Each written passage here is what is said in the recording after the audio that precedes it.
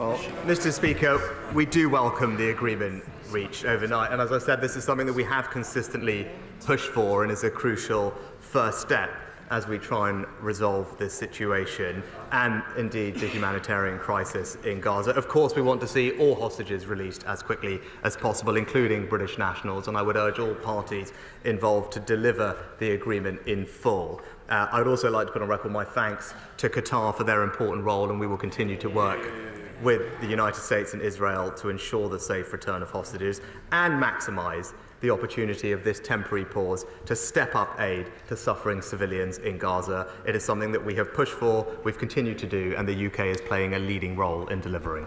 We wholeheartedly welcome the agreement reached on the release of the 50 hostages and on a pause of hostilities.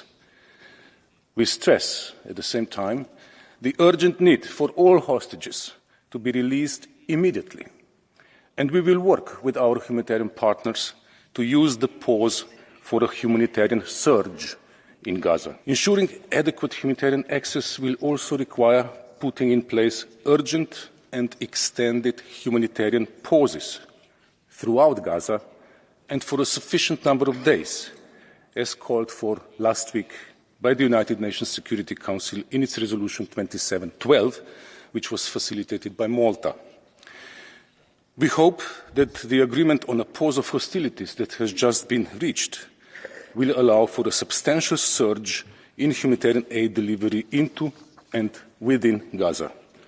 And we certainly hope that this will not be a one-off. This is an important and necessary step, but what we must ultimately work towards is a long-term enduring peace. And I again reiterate that a long-term enduring peace requires a two-state solution, with Israelis and Palestinians living securely and prosperously within internationally recognised borders. Australia has been working with countries that have influence in the region to help protect and support civilians, to help prevent the conflict from spreading, and to reinforce the need for the just and enduring peace that all of us want. Look, I think we would all want to see a sustainable ceasefire, but we also know that cannot be one-sided.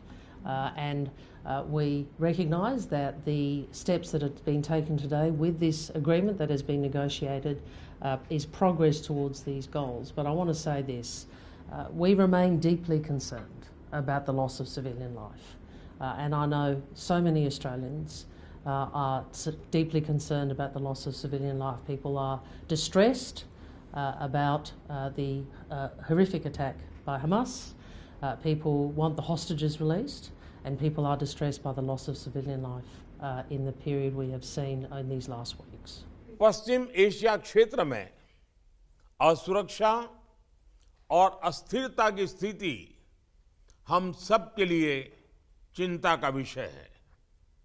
आज हमारा एक साथ आना इस बात का प्रतीक है कि हम सभी मुद्दों के प्रति संवेदनशील हैं और इनके समाधान के लिए एक साथ खड़े हैं।